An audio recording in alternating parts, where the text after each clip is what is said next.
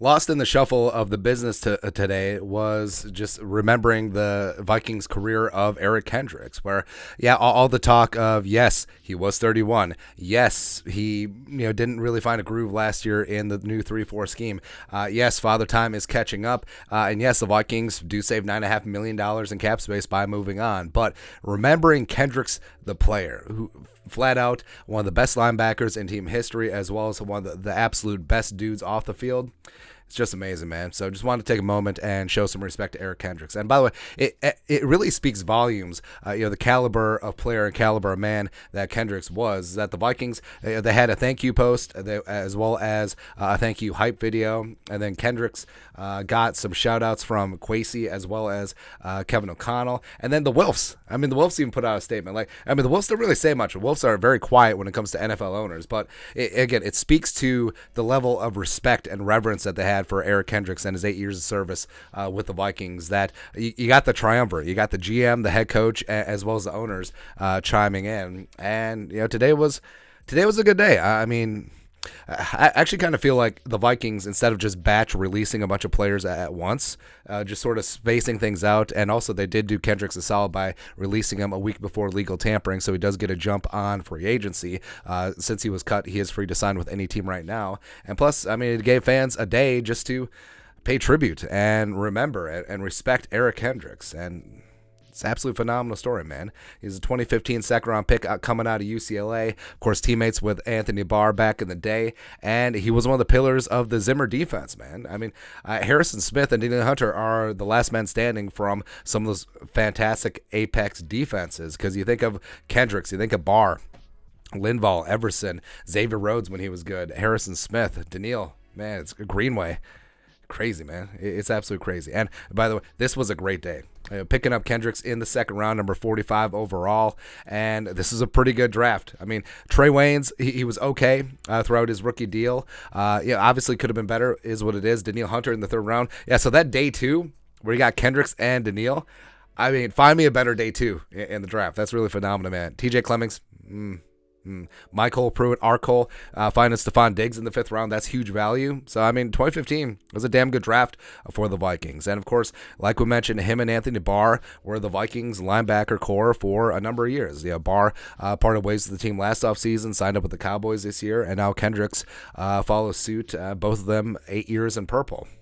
And Barr was a long-time captain. Kendricks was only recently a captain, but he was a leader in everything. Just because you don't have the C on the chest doesn't mean that you're not a leader, and just because you have the C on your chest doesn't mean that you necessarily are. But Barr and Kendricks were absolutely the heart and soul of this defense, and they brought two leadership styles. I mean, Barr a little bit more assertive, Kendricks sort of the quiet, lead by example type guy, but they certainly both cared, and that both were part of some of these great defenses. So respect there. And Kendricks was just one of those guys where he was so good for so long that you almost take him for granted. And the fact that he was only to one Pro Bowl and one All-Pro really is a travesty. Both of them is in the 2019 season. And like for my money, for a number of years, it's like him and Bobby Wagner and Luke Kuechly were the three.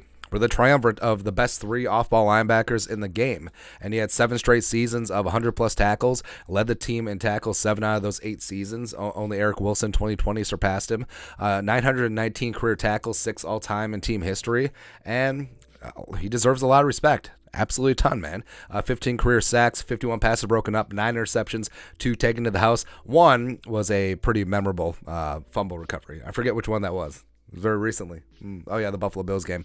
Yeah, but he was just a big play monster. And, just speaking to the type of teammate he was, like we pointed out when we were saying it's Asamoah time, Kendricks was a mentor. Yeah, Kendricks really took Asamoah under his wing, and Asamoah is extremely effusive in his praise for Kendricks. And you think a lot of players in Kendricks' shoes wouldn't have had the time of day for Asamoah, where Asamoah was drafted to replace Kendricks. Let's not get this thing twisted. New GM comes in. He wants his own off-ball linebacker, even though ostensibly Asamoah's going to be more replacing Hicks, but whatever. But Kendricks, I mean, he didn't turn his back on him. Like, he took him under his wing. He taught him the ropes. He taught Asamoah how to be a pro's pro, even though you're basically teaching your guy, the new guy, how to take your job. And that's exactly what Kendricks did. It's what Greenway did for Kendricks back in the day, too. So it's just paying it forward, and it's awesome. Plus, I mean, we can't say enough about Kendricks' work off the field, whether it's his charities, whether it's being involved in the community. And he was a Walter Payton Man of the Year nominee for the Vikings, and he was just phenomenal. And he continues to do good work. And the whole thing is that, Kendricks was obviously a great player, and there's a saying that it's easier to be a great man than a good man, right? So it's easier to go out and accomplish things versus just being a good human being. And Kendricks is both. I mean, Kendricks was a great player. Kendricks is a good human. Recently married, expecting father too.